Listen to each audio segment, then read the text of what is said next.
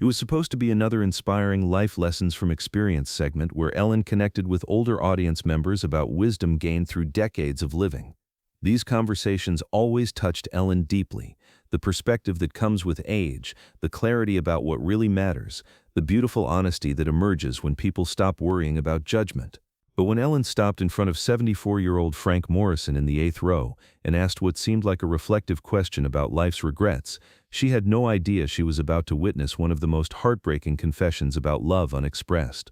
Frank's answer would reveal a 40-year silence that had shaped 2 lives, and Ellen would find herself in the middle of healing a wound that had been festering for decades. Frank sat with the rigid posture of a man from a generation that valued strength over vulnerability, wearing a crisp button-down shirt and navy cardigan that spoke of someone who still took pride in his appearance despite carrying invisible burdens. His weathered hands, marked by decades of manual labor, rested stiffly on his knees. Behind wire-rimmed glasses, his eyes held a mixture of resignation and longing, the look of someone who had spent years thinking about words he wished he'd said and moments he wished he could reclaim. "Hi there, sir." Ellen approached Frank with her characteristic warmth, immediately sensing something weighty in his demeanor. "What's your name?" "Frank Morrison," he replied, his voice steady but carrying undertones of carefully controlled emotion. "Frank from Chicago." "Frank from Chicago. It's wonderful to have you here with us today. Is this your first time at the show?" Frank nodded. "Yes, ma'am. My neighbor's granddaughter won these tickets and gave them to me. Said I needed to get out more." He paused, a slight smile touching his lips. "She's probably right about that." Ellen's heart warmed at this small glimpse of connection. "Well, we're honored you're here, Frank. You know I love talking to people who've lived as much life as you have. There's so much wisdom to share. So tell me, Frank, looking back on everything you've experienced, what's the thing you regret most? What would you change if you could?" Ellen expected the typical responses she heard from guests Frank's age: not traveling more, working too much, not appreciating small moments. She was prepared to offer comfort about the universal nature of life's missed opportunities. Frank looked directly into Ellen's eyes and something shifted in his expression. His controlled demeanor cracked slightly, revealing depths of pain that 40 years hadn't diminished. "There are 3 words I've never been able to say to my son," Frank said quietly, his voice carrying the weight of decades. 3 simple words that most people say without thinking, and now he's 45 years old, and I still can't get them out. The words landed in the studio like a stone dropped into still water, creating ripples of silence that spread outward from Frank's confession. Ellen felt her chest tighten as she recognized the profound pain in those simple sentences. "Frank," Ellen said softly, moving closer to him, "what are those 3 words?" Frank's hands trembled slightly as he removed his glasses and wiped his eyes. "I love you. I've never told my son I love him. Not once in 45 years. The silence that followed was unlike anything Ellen had experienced in her years of television. It wasn't the absence of sound, it was the presence of something sacred, something that demanded reverence and careful handling. "Oh, Frank," Ellen whispered, her own eyes filling with tears. "Can you tell me why? What's made it so hard to say those words?" Frank replaced his glasses and looked out at the audience as if gathering strength from their presence. "I was raised by a father who never showed emotion. Men in my generation, in my family, we didn't talk about feelings. We showed love by working hard, providing for our families, being reliable. But saying the actual words, that just wasn't done." Ellen felt her heart breaking for both Frank and his son. "Frank, tell me about your relationship with your son. What's it like between you two?" Frank's face crumpled slightly. "It's distant, polite. We see each other at holidays, talk about the weather, the Cubs, his job. But there's this wall between us that I built when he was little, and now I don't know how to tear it down." "What do you mean, a wall you built?" Frank took a deep breath, preparing to share something he'd clearly been carrying alone for decades. "When David was little, maybe 5 or 6, he would run to me when I got home from work, want to hug me, tell me about his day, and I would pat his head and say, 'That's good, son,' and then tell him to go help his mother. I thought I was teaching him to be strong, to be a man. I didn't realize I was teaching him that his father didn't want to be close to him." Ellen had to take a moment to compose herself. The image of a young boy being gently but consistently pushed away by his father was devastating. "Frank, do you think David knows you love him, even if you haven't said the words?" "I don't know," Frank admitted, his voice breaking. "That's what keeps me awake at night. I don't know if my son knows that he's the best thing I ever did, that I'm proud of him every day, that I love him more than my own life, because I never told him." Ellen stood up and walked to the center of her stage area, addressing both Frank and her entire audience. "Ladies and gentlemen, Frank is sharing something incredibly brave with us. He's talking about one of the most common and heartbreaking regrets, love that we feel deeply but struggle to express." Ellen returned to Frank, sitting down beside his chair on the floor. "Frank, what changed? What made you realize you want to say these words now?" "My doctor," Frank said simply. "3 months ago, he told me I have heart problems.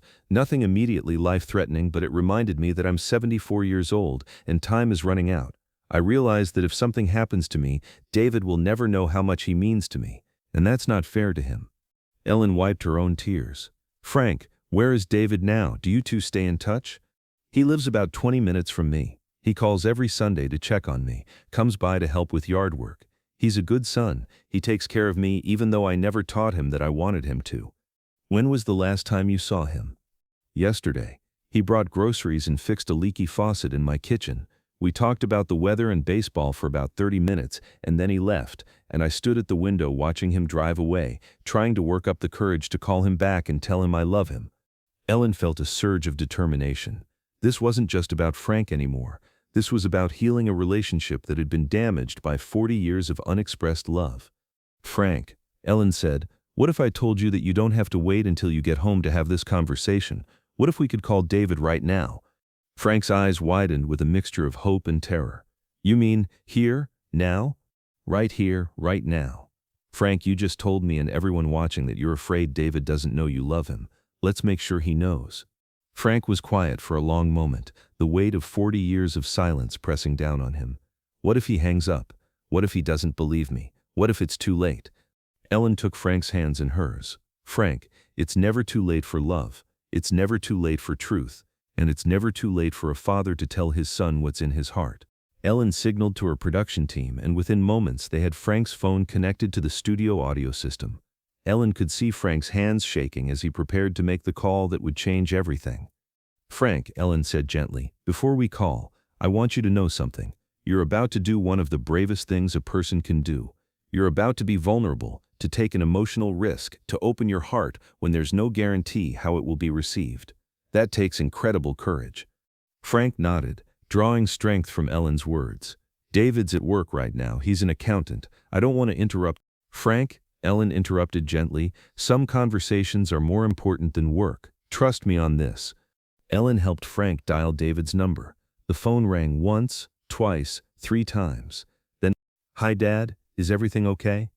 Even through the phone speakers, Ellen could hear the slight concern in David's voice, the automatic worry that comes when an elderly parent calls during work hours.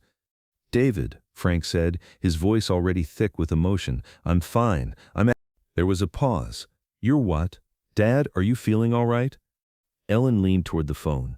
"David, this is Ellen DeGeneres. Your father is here with me, and he has something very important he wants to tell you." "Ellen DeGeneres? This is really happening?" David's voice carried a mixture of confusion and amazement. "Dad, how did you end up on Ellen?" Frank looked at Ellen, who nodded encouragingly. It was time.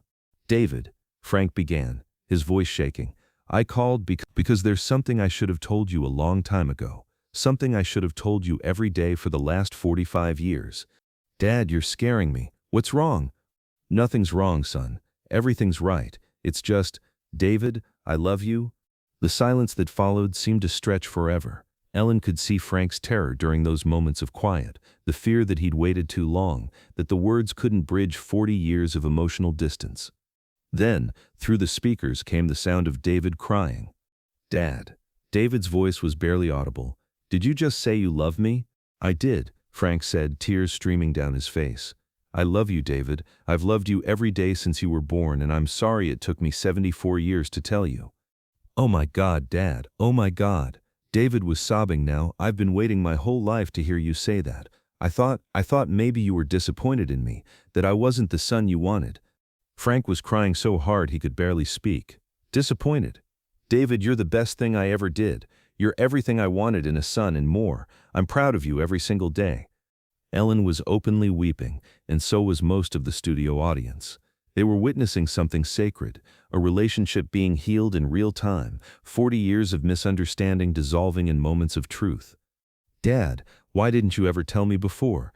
"Because I'm an old fool who thought that providing for you was the same as showing love. I thought working hard and being responsible was enough. I didn't understand that you needed to hear the words too." "I did need to hear them, Dad. I needed them so much." Ellen leaned toward the phone again.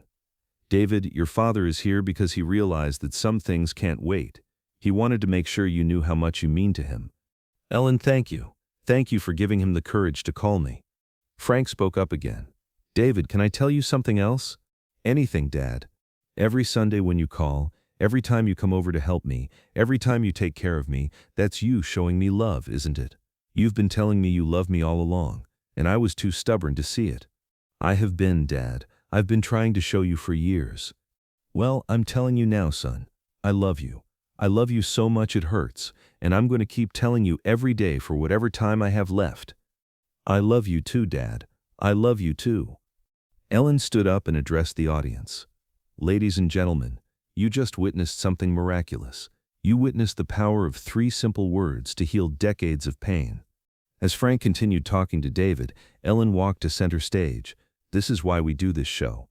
Not for the laughs or the entertainment, but for moments like this, moments when love finds its voice, when families heal, when it's never too late to say what needs to be said."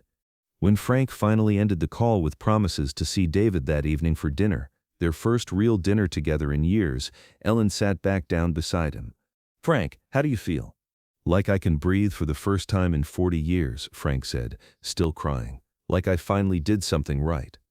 "Frank, you did everything right just now. You showed incredible courage, and you gave your son the greatest gift a father can give, the security of knowing he's loved."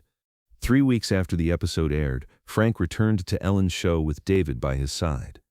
The transformation in both men was remarkable. Frank sat straighter, smiled more freely, and kept reaching over to touch his son's arm. David beamed with the confidence of someone who finally knew where he stood with his father. "Ellen," Frank said during his return visit, "I wanted to come back to tell you what happened after our phone call." "Please tell us." "David came over that night and we talked for 6 hours. 6 hours. We talked about everything, his childhood, my childhood, our fears, our hopes. He told me he'd spent his whole life trying to earn my approval, and I told him he'd had it from day one, I just didn't know how to show it." David spoke up. "Ellen, my dad has called me every morning since that day just to tell me he loves me. Every single morning. And you know what? It's changed everything. Not just between us, but in my own life. I'm a better husband, a better father to my kids because I finally understand what my dad's love looks like." Ellen wiped her eyes. "What advice would you give to families watching who might be struggling with similar communication problems?" Frank answered without hesitation. "Don't wait. Don't assume people know how you feel. Say the words. Say them out loud. Say them often. Say them even if you're scared. Love isn't love until it's expressed." David nodded. "And if you're the one waiting to hear those words, remember that some people show love differently. But it's okay to need the words too. It's okay to ask for what you need." Frank and David's story became one of Ellen's most shared episodes, inspiring thousands of families to have their own difficult conversations about love and expression. The show received letters from fathers and sons around the world who had been motivated to bridge their own emotional gaps. But perhaps the most meaningful outcome was Frank's new tradition. Every Sunday, instead of David calling Frank alone, 3 generations of Morrison men gathered for dinner. Frank, David, and David's own teenage son now shared weekly meals where "I love you" was said freely and frequently. "Ellen taught me that love isn't just a feeling," Frank said in a follow-up interview. "It's an action. And the most important action is speaking it out loud, especially when it's hard to say." David added, "My dad gave me the greatest gift when he found his voice. But he also taught my son that men can be strong and emotional, that expressing love is the most masculine thing you can do." Ellen's response to Frank's confession became a masterclass in the power of vulnerability, proving that it's never too late to heal relationships, never too late to express love, and never too late to be the parent or child you always wanted to be. Because sometimes 40 years of silence can be healed with 3 simple words. Sometimes the bravest thing a man can do is let his voice crack while saying "I love you." And sometimes the most important conversations happen when someone finds the courage to pick up the phone and speak their heart, regardless of how long they've been holding back. Frank taught the world that love doesn't have an expiration date, that pride is no match for connection, and that some words are worth waiting a lifetime to hear but shouldn't have to be waited for at all.